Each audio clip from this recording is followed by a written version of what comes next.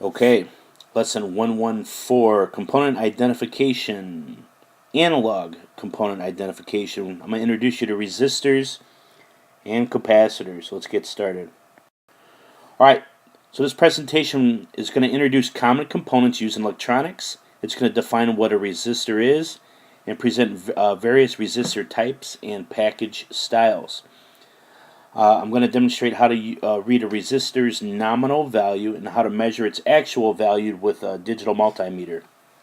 I'm going to define a capacitor and present various capacitor types and packaging styles and how to read a capacitor's nominal value. So a resistor is an electronic component that resists the flow of electrical current.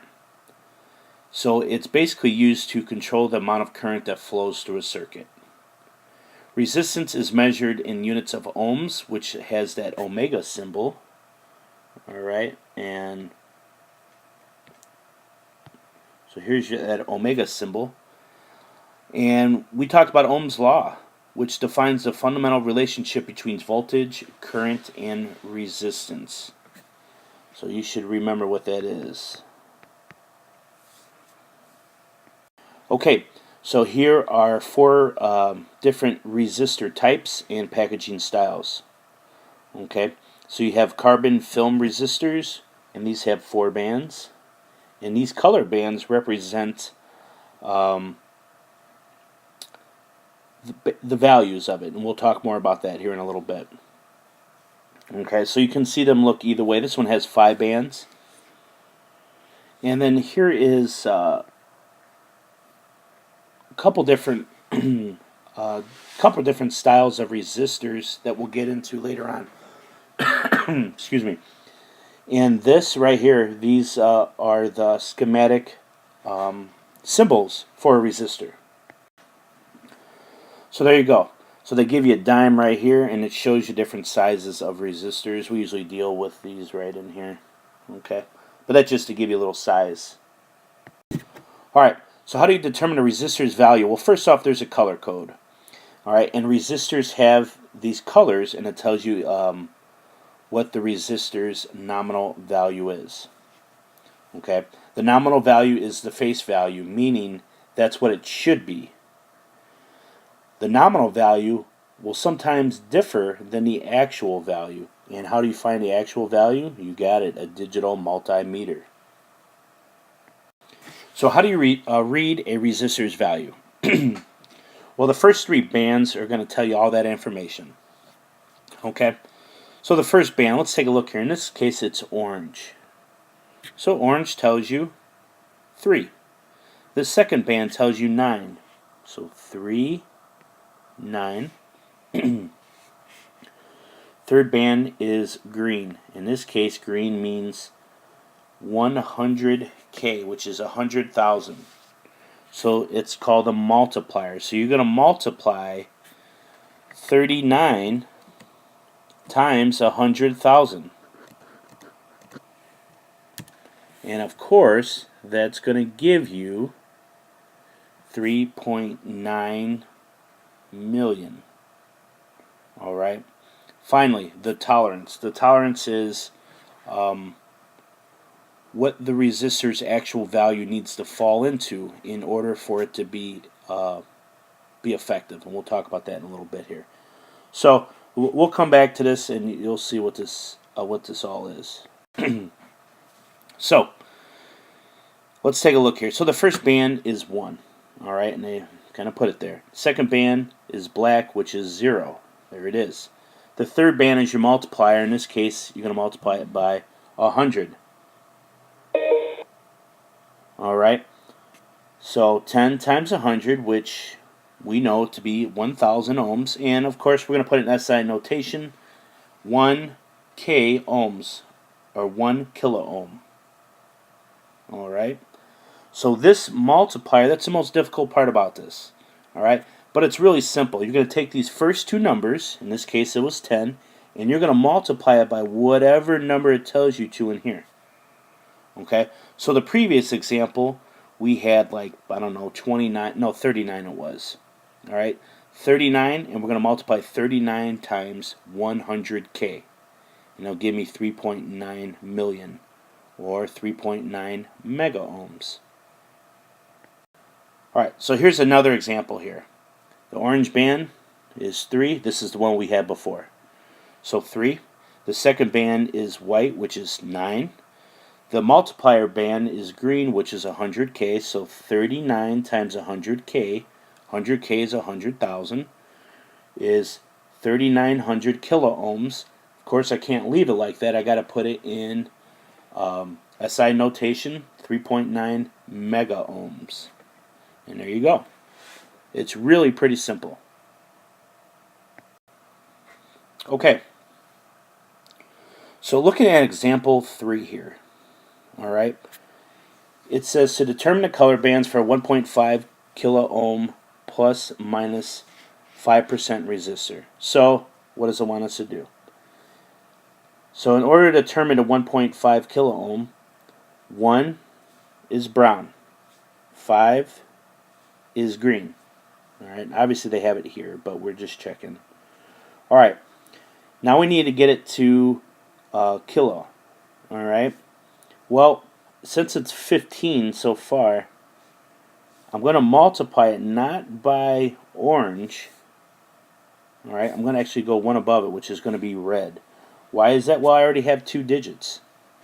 Alright, if I were to multiply it by 1K, it would become 15,000. Okay, 15 times 1,000 is 15,000. That's not correct. It wants 1,500. So 1,500. So it's going to be red. Okay. Now, how does that work? Well, you're going to look through here and just find what. There's only a couple colors it's going to be, the tolerance. We're looking for plus or minus 5%. Plus or minus 5%, that's gold. Alright, and so gold it is. Alright, the measured value. Well, what we just found for resistors was the nominal value. That's what the resistor should be. Now, just like many electrical components, things happen, things break, things aren't exactly what they should be. Okay, so it's important that we look at a resistor's actual value before using it.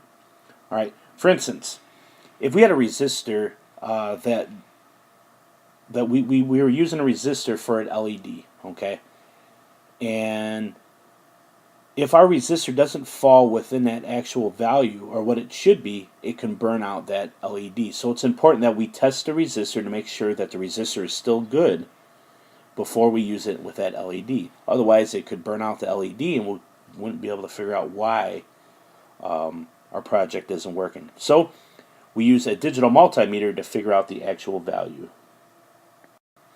Alright, so let's take a look at a capacitor, and you'll see up there, there's the schematic symbol for a capacitor. And it's got that plus up there, and you'll see what that plus means here in a little bit.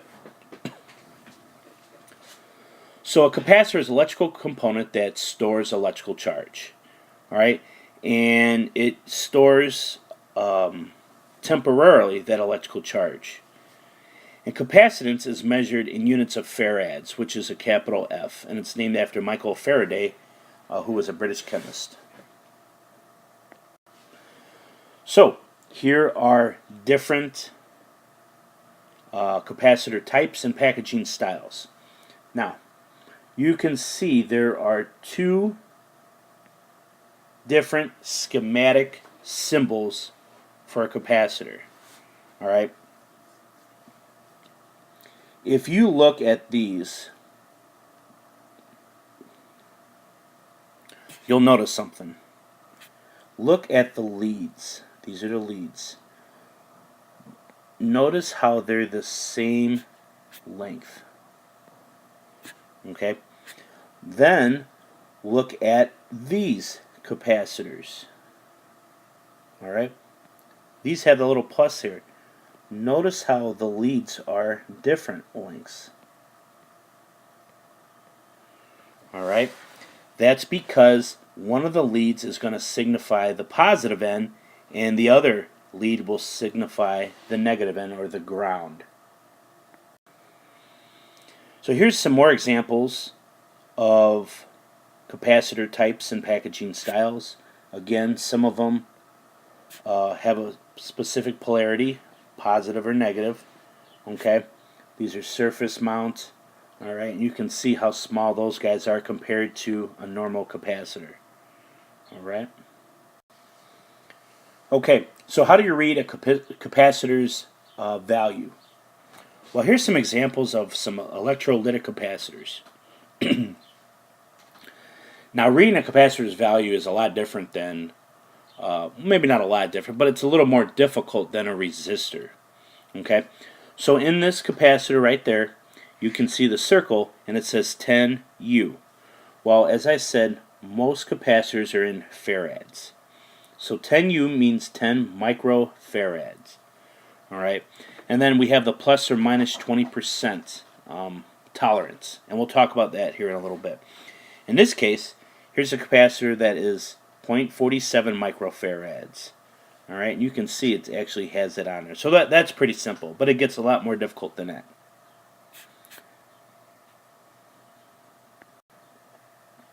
All right, so here is a disc capacitor. Okay, and there's all kinds of information that is on there, but you're only looking for that guy. All right, the one that's circled with the red. So disc capacitor works very similar as a resistor. The first digit, all right, is 4. In this case, the second digit is 7. And then the third digit is the amount of zeros. All right, in this case, 2 zeros, so 47. All right, and the fourth digit is tolerance. We'll get to that here in a minute. So 4,700 picofarads. Now, a disc capacitor is always in picofarads. That is different than an electrolytic capacitor. All right, picofarads. So it's not going to tell you about a disc capacitor's SI unit. Well, this is picofarads. Finally, the fourth digit is usually a letter, and it's the tolerance. Okay, so in this case, the tolerance is K. Well, I'm going to go find K there, and it's plus or minus 10%. So this value of this capacitor is 4,700 picofarads plus or minus 10%. All right, so here we go. Here's an example of a disc capacitor. So I know right away it's in picofarads. So the first three digits, 3, 1 means that there's going to be 1 0, so 330. J tells me plus or minus 5%, 330 picofarads plus or minus 5%. Pretty simple. Okay, so here's another capacitor. All right, this is also a disc capacitor. So it's 103K. So 103 means 3 zeros. So 10,000. So 10,000. It's in picofarads. Finally, K means plus or minus 10%. And there you have it. Now that is pretty simple, but I'm just going to tell you, when you get into using capacitors and you have all these different capacitor types, it's going to get more difficult than that. Alright, finally, we're just about done here. Here's common electrical component types. 7-segment displays, we use these a lot. LEDs, use this quite a bit. This is the backside of a 7-segment display. Alright, they just threw that in there for you. Finally, last one, fuse. Alright, that's a fuse. A fuse is there so to take away electrical surges and such like that. Voltage regulator, and there's a diode. And there you have it. These aren't super important right now. Eventually, we'll talk about them a little bit more. That is all.